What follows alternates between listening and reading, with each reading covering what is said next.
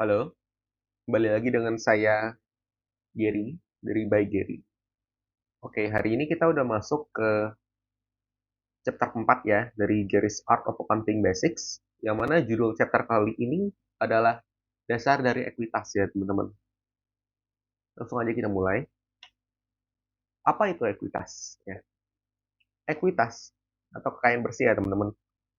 Ini kasusnya seperti aset dan harta ya teman-teman, liabilitas dan utang, di mana kekayaan bersih ini itu sempat disebutkan di chapter 1. Dan kekayaan bersih dalam accounting itu disebut sebagai ekuitas, teman-teman. Jadi, ekuitas atau kekayaan bersih itu merupakan istilah untuk hal yang sama ya, teman-teman. Nah, ekuitas atau kekayaan bersih merupakan nilai sisa dari setelah dan merupakan nilai sisa setelah seluruh harta ya yang dimiliki itu dikurangi dengan seluruh utang yang ada. Nah, teman-teman, kita kembali lagi ke basic ya, ke dasar yang ada di chapter 1, di mana secara logika ya, akuntansi itu dapat menilai kekayaan bersih seseorang dengan menjumlahkan seluruh harta seseorang, kemudian menguranginya dengan seluruh utang yang dimiliki orang tersebut, teman-teman. Dia akan hasil dari pengurangan tersebut akan menghasilkan kekayaan bersih ya, teman-teman. Nah, ini kekayaan bersih sebutan akuntansinya adalah ekuitas, teman-teman. Nah, di sini ada klasifikasi dari ekuitas ya, teman-teman. Ekuitas itu secara umum bisa dibagi jadi dua ya. Satu, itu ada setoran modal, dan kedua ada saldo laba. Nah, apa yang membedakan kedua ini, teman-teman? Setoran modal ya, yang pertama. Setoran modal adalah ekuitas ya, yang diperoleh dalam bentuk pendanaan modal usaha, teman-teman. Nah, ini adalah jenis ekuitas yang didapatkan apabila nih kita menanamkan modal dalam sebuah usaha. Misal ya, teman-teman memiliki sebuah bengkel, teman-teman. Nah, untuk memulai bengkel ya, udah pasti ada perlu modal nih, teman-teman. Baik modal keringat, modal uang. Nah, itu tapi dalam accounting ya, kita balik lagi, karena ini mencatat transaksi keuangan, kita hanya mencatat modal uangnya tadi, teman-teman. Nah, saat bengkel tersebut baru dibuat dan ia menerima modal dari ownernya atau pemiliknya ya, teman-teman, itu dicatat sebagai ekuitas. Nah, jenis ekuitas yang dicatat adalah setoran modal, teman-teman. Ini sama halnya dengan PT ya. PT saat dibangun ya, kita pergi ke notaris mengesahkan pendirian PT ya, teman-teman. Itu para pemegang saham wajib untuk menyetorkan menyetorkan modal mereka, teman-teman ya.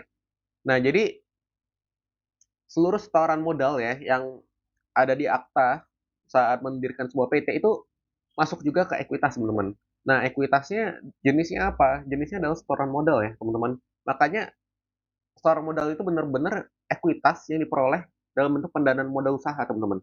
Baik itu perseorangan, baik itu firma, baik itu CV, ataupun PT, teman-teman, atau perseorangan terbatas ya.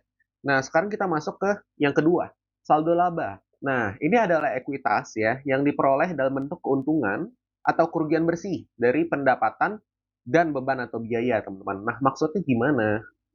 Jadi dalam melakukan sebuah usaha, pasti teman-teman akan memperoleh yang namanya penghasilan ya. Dalam akuntansi itu disebutnya sebagai pendapatan. Nah, nanti teman-teman juga bakal ada pengeluaran ya. Itu biasa dalam akuntansi disebut sebagai beban atau biaya ya, teman-teman.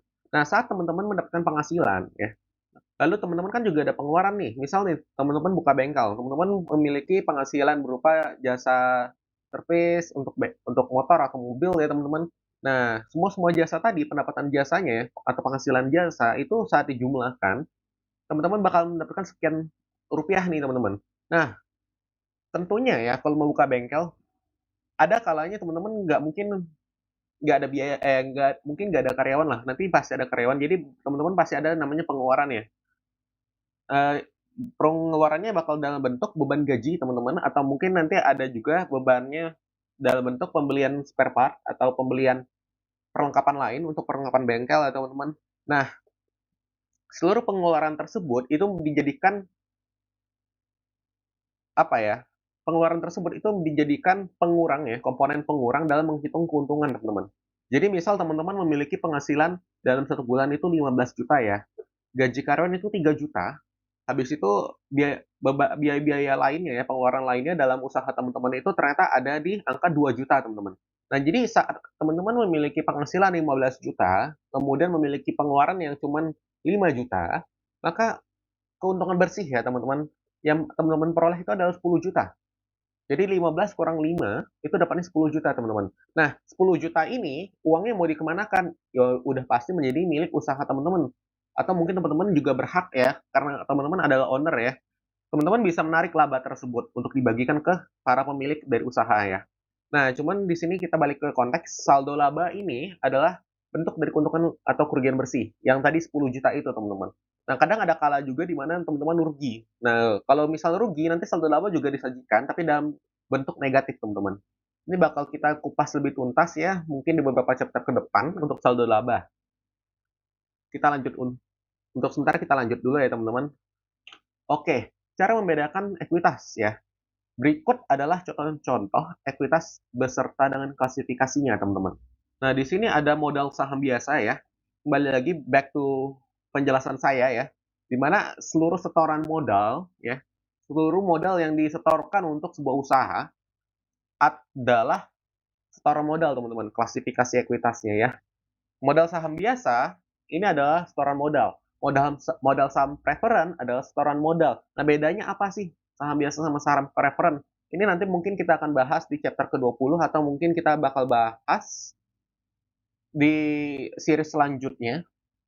Saya memiliki komitmennya ya, seperti yang sebelumnya sudah saya singgung ya. Saya ada rencana untuk membuat series selanjutnya yang mana membahas accounting lebih dalam. Nah, intinya saham biasa dan saham preferen ini ada yang membedakan ya, teman-teman. Tapi tidak akan saya bahas di sini. Dua-duanya adalah saham yang dapat diterbitkan oleh sebuah perseroan terbatas, teman-teman. Jadi, modal saham biasa dan modal saham preferen adalah bentuk ekuitas dari sebuah PT atau perusahaan terbatas. Nah, sekarang kita masuk ke modal Tuan Andi dan modal Nyonya Vicky ya, teman-teman. Nah, ini modal Tuan Andi ini langsung namanya ya, teman-teman. Jadi modal Tuan lalu nama gitu. Modal Tuan Andi. Lalu ada modal Nyonya langsung nama, modal Nyonya Vicky, teman-teman. Nah, ini sifatnya sama ya, semuanya modal usaha.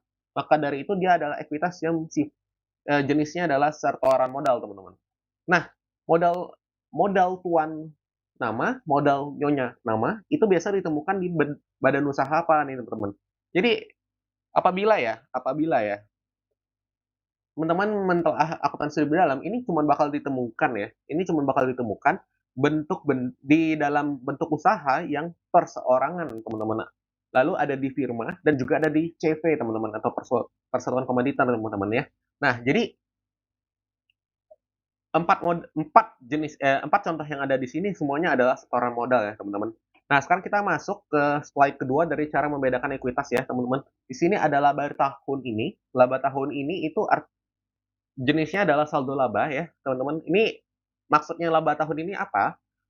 Laba tahun ini adalah hasil perhitungan dari seluruh penghasilan ya di tahun ini dikurangi dengan pengeluaran di tahun ini, teman-teman.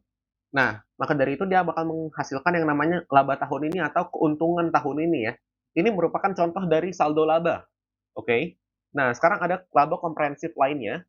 Laba komprehensif lainnya ini mirip seperti laba tahun ini, tapi yang dijumlahkan adalah penghasilan komprehensif dan dikurangi dengan pengeluaran yang komprehensif, teman-teman. Nah, ini akan dibahas mungkin lebih dalam di series yang lebih advance ya untuk accounting-nya masuk di intermediate accounting soalnya ini. Ini agak sedikit dalam accounting-nya, tapi saya masukkan ke sini sebagai contoh saja ya. Laba komprehensif lainnya itu karena sifatnya sama dengan laba tahun ini, maka dia adalah saldo laba, teman-teman. Nah, sekarang kita masuk ke laba ditahan. Laba ditahan ini dalam accounting ya, arti laba ditahan adalah sama ya seperti laba tahun ini, tapi dia bedanya cuman mundur, teman-teman. Dalam artian gini, laba tahun ini kan penghasilan dikurangi pengeluaran di tahun ini, teman-teman. Laba ditahan adalah seluruh penghasilan dikurangi pengeluaran dari tahun-tahun lalu, teman-teman. Jadi yang bukan di tahun ini, tapi tahun-tahun sebelumnya, ya. Nah, itu juga sifatnya adalah saldo laba, teman-teman. Sekarang kita masuk ke agio atau disagio saham atau obligasi, teman-teman. Nah, saat menerbitkan saham atau obligasi, terkadang terjadi namanya premium dan diskon, teman-teman. Premium itu agio dan diskon itu disebut sebagai disagio ya dalam akuntansi di Indonesia. Nah, sekarang untuk pembahasnya, untuk penjelasan lebih lanjut masalah agio dan disagio ini, saya rasa tidak akan dibahas juga di sini karena ini agak terlalu dalam accounting-nya. Nah, tapi sifatnya sama ya, teman-teman.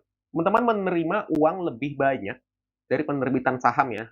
Nah, dan teman-teman bisa menerima uang lebih sedikit dari penerbitan saham. Nah, ini namanya agio dan disagio saham ya teman-teman. Ini merupakan komponen dari saldo laba. Karena itu juga bersifat sebagai penghasilan ataupun pengeluaran ya teman-teman. Keuntungan dan kerugian dari penerbitan saham. Nah, sekarang kita masuk lagi ke uji pemahaman teman-teman. Ini adalah sesi terakhir ya dari setiap chapter ya. Uji pemahaman. Di sini saya minta tentukan klasifikasi dari ekuitas berikut. Nah, di sini ada laba tahun lalu ya teman-teman. Nah, coba menurut teman-teman laba tahun lalu ini masuk ke klasifikasi yang mana? Setoran modal atau masuk ke saldo laba? Selanjutnya ada modal Tuan Gary. Ya teman-teman, ini menurut teman-teman masuk ke saldo laba atau masuk ke setoran modal teman-teman. Nah, coba di kolom komentar, apabila benar nanti coba saya tanggapin, lalu saya katakan benar teman-teman. Tapi kalau menurut saya kurang tepat, saya akan memberitahukan kenapa menurut saya kurang tepat ya, kenapa kurang tepat, dan saya memberitahukan seharusnya yang benar apa gitu teman-teman ya. Nah, ini adalah akhir dari chapter keempat. Semoga dapat dipahami dengan baik. Terima kasih. Sampai jumpa di chapter kelima.